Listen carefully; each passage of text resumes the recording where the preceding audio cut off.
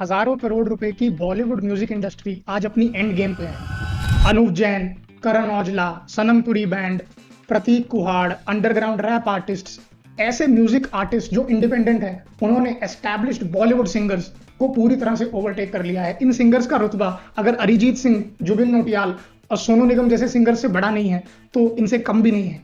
They are at the same level at today's day and time. तो इस पूरे power transfer के पीछे बड़े छोटे, गुड, बैड एंड अगली क्या रीजंस हैं, इसको समझेंगे in this video. Every music enthusiasts now have started shifting to indie music. Like they've started accepting that as a genre. Before that in India it was not there. देखो, ये बॉलीवुड का golden time नहीं है, ये कोई secret नहीं है। मुझे भी पता है, आपको भी पता है, इंडस्ट्री में बैठे लोगों को भी पता है और इंडिपेंडेंट आर्टिस्ट को भी पता है। खुद बॉलीवुड में बैठे कई लोग ये बात जानते हैं कि एक सीरियस टैलेंट और क्रिएटिविटी क्राइसिस चल रही है। लेट 90s और अर्ली 2000s में जहां MTV और चैनल वी पर आने वाले इंडिपेंडेंट आर्टिस्ट को बॉलीवुड अपने अंदर इनकैप्सुलेट कर लेता था, इतनी उसकी माइट थी। 90s में MTV देखते थे, इंडी म्यूजिक क्रेजी कितना ऊपर आ गया था। सही बात। लेकिन 2004-5 तक वापस बी फॉर यू और वो सब करके बॉलीवुड ने उसको फिर से वापस ऐसा कर दिया कि इंडी म्यूजिक खत्म ही हो गया। करेक्ट। और सारे जो अच्छे सिंगर्स थे जो इंडी लेबल्स और अपने एल्बम बनाते थे, उन सारों को, बाबा सहगल इंक्लूडेड, बॉलीवुड के लिए गाना पड़ा। आज वही ट्रेंड एग्जैक्टली उल्टा हो गया है। अरमान मलिक जैसे सिंगर्स जिन्होंने एक टाइम पे शुरुआत तो बॉलीवुड से करी थी, लेकिन अब वो बॉलीवुड को पूरी तरह से एक तरह बॉयकॉट कर चुके हैं। वो सिर्फ स्टेज शोज करते हैं या ऑनलाइन सोशल मीडिया पर अपना म्यूजिक क्रिएट करते हैं। I moved on from Bollywood. I was like, there's nothing left here for me as an artist. अब इस ट्रेंड के पीछे कई रीजंस हैं, जिनमें से सबसे पहला कारण है टैलेंट क्राइसिस। 1940s और 50s में नौशाद, 1960s में SD बर्मन, 1970s और 80s में RD बर्मन, 1990s में जतिन ललित और अर्ली 2000s में one of the greatest AR Rahman Bollywood music composition को रूल कर रहे थे।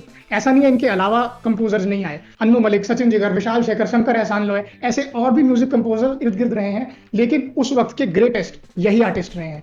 और पिछले 10-15 सालों में AR रहमान के बाद वो थ्रोन सक्सेसफुली किसी के पास ही नहीं हो पाया, क्योंकि उस क्वालिटी का, उस रुतबे का आर्टिस्ट, म्यूजिक कंपोजर हमें मिला ही नहीं। पिछले 10 से 15 सालों के अंदर किसी भी फैंटास्टिक म्यूजिक आर्टिस्ट का, कंपोजर का उस तरह से ब्रेकआउट ही नहीं हुआ।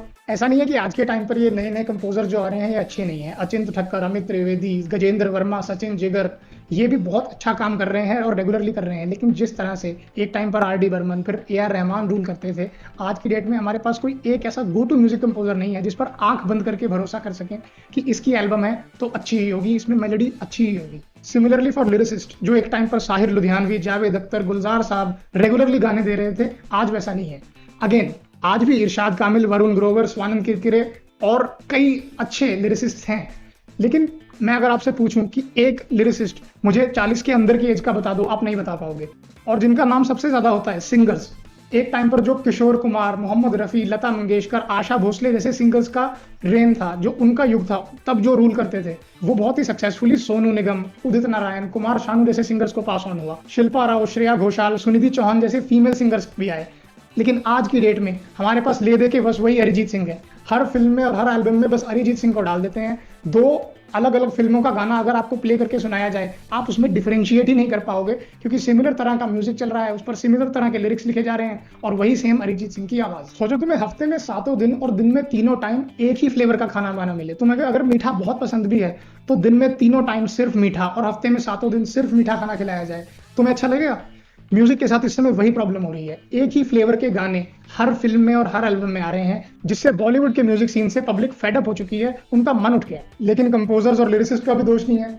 फिल्म की कहानियां ही ऐसी हो गई हैं कि उसमें बहुत अच्छे म्यूजिक का और बहुत अच्छे लिरिक्स का स्पेस ही नहीं बनता।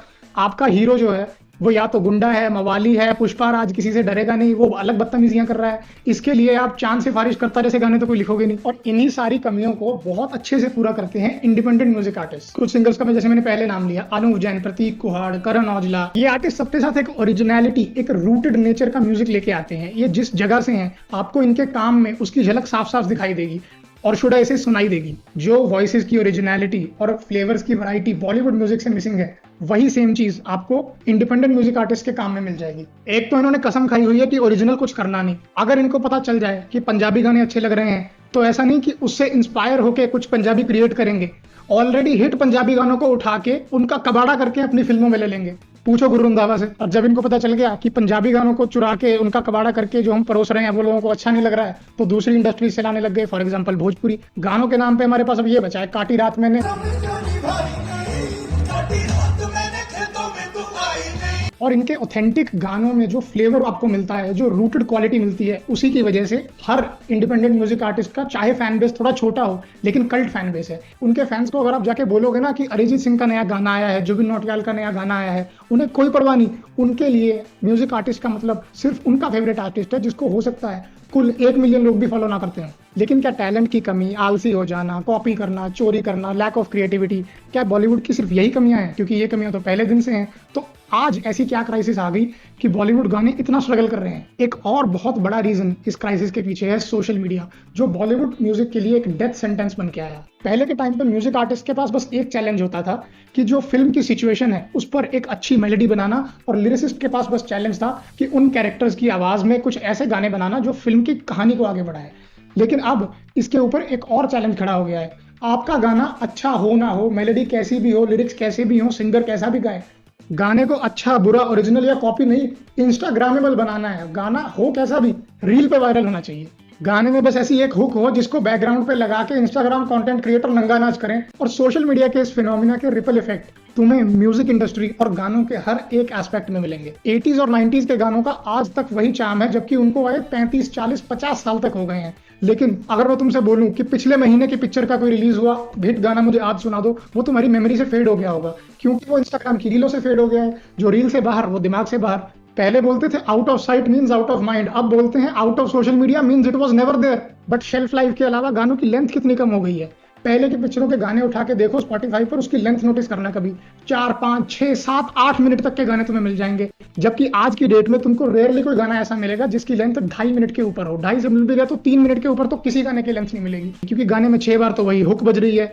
एक उसमें सड़ा गला सा अंतरा डाल देंगे जिसको गजनी की कसम कोई याद नहीं रखता। In fact lyricist and comedian Varun Grover का जोक है कि दूसरे अंतरे में तो आप लाश छुपा सकते हो, वो इतनी इग्नोर्ड और अबैंडन्ड जगह है। जो एक गोल्डन एरा था वो नहीं है अभी।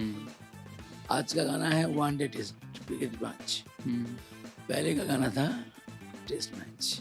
अब जिस सोशल मीडिया ने बॉलीवुड म्यूजिक का मरसिया पड़ दिया, वही इंडिपेंडेंट आर्टिस्ट के लिए एक वरदान, एक बूंद साबित हुआ। आज से 10-15 साल पहले जो इंडिपेंडेंट आर्टिस्ट सिर्फ स्टेज शोज पर, किसी बार में, किसी कैफे पर डिपेंड रहते थे अपनी परफॉर्मेंस दिखाने के लिए, उनको आज प्लेटफॉर्म मिल गया। अक्ष बगला, अनूप जैन, प्रतीक कुहाड़, सनमपुरी बैंड और न जाने से कितने आर्टिस्ट ने बहुत छोटे लेवल से स्टार्ट किया, लेकिन आज सोशल मीडिया की बदौलत ये वर्ल्ड टूर्स तक कर रहे हैं। कल्ट फैन बेस है इनका, क्योंकि एक हद के बाद आपका प्रोडक्शन बजट क्या है वो सोशल मीडिया पर मैटर नहीं करता।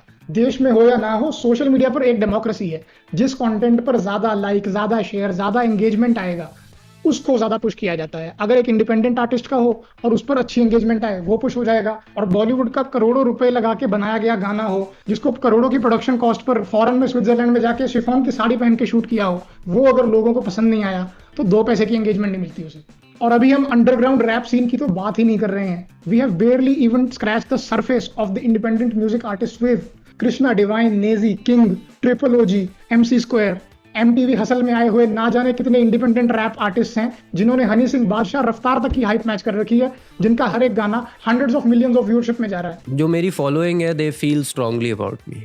याद करो जब तक सिद्धू मूसेवाला जिंदा था, क्या किसी भी म्यूजिक आर्टिस्ट की हाइप उसके बराबर की थी? और वो तो सिर्फ पंजाबी लैंग्वेज में म्यूजिक क्रिएट करता था। लेकिन नॉर्थ, साउथ, ईस्ट, वेस्ट, पूरे इंडिया में, इनफैक्ट दुनिया के हर एक कोने में एक टाइम पे सिद्धू मूसेवाले का म्यूजिक कंज्यूम किया जा रहा था। ड्रेक तक फैन बन गए थे उसके। एंड मेक नो मिस्टेक, ताली एक नहीं, दोनों हाथों से बजती है। Last but not the least, एक बहुत बड़ा कारण पैसा है। आपको कई म्यूजिक कंपोजर्स, लिरिसिस्ट, सिंगर्स बताएंगे कि उनको बॉलीवुड में किए उनके काम के लिए बहुत खराब, बहुत ही पुअरली रेम्यूनरेट किया जाता है, पैसे नहीं मिलते। Singers don't get paid to sing in movie songs. जबकि अगर आप एक इंडिपेंडेंट आर्टिस्ट हो, आप कितना कमा सकते हो ये आपकी पॉपुलैरिटी और आपकी कंसिस्टेंसी पर डिपेंड करता है। जो फेम हासिल करने में किशोर कुमार और लता मंगेशकर जैसे सिंगर्स को कई साल लग गए थे, सेम लेवल का फेम सीधे मौत और MC स्टैन जैसे आर्टिस्ट ने अपने अर्ली 20s में ही अचीव कर लिया है। All thanks to the democratisation of social media. आप देखो ना, एक इंडिपेंडेंट आर्टिस्ट के लिए कितने सारे एवेन्यूज हैं, ज्यादा रेवेन्यू, ज्यादा पैसे कमाने के। कॉर्पोरेट शोज हैं, प्राइवेट शोज हैं, और भूले भटके बॉलीवुड भी इन्हीं इंडिपेंडेंट म्यूजिक आर्टिस्ट से गाने गवाता है। जबकि दूसरी तरफ बॉलीवुड के सिंगर्स और कंपोजर्स की हालत बहुत बुरी है।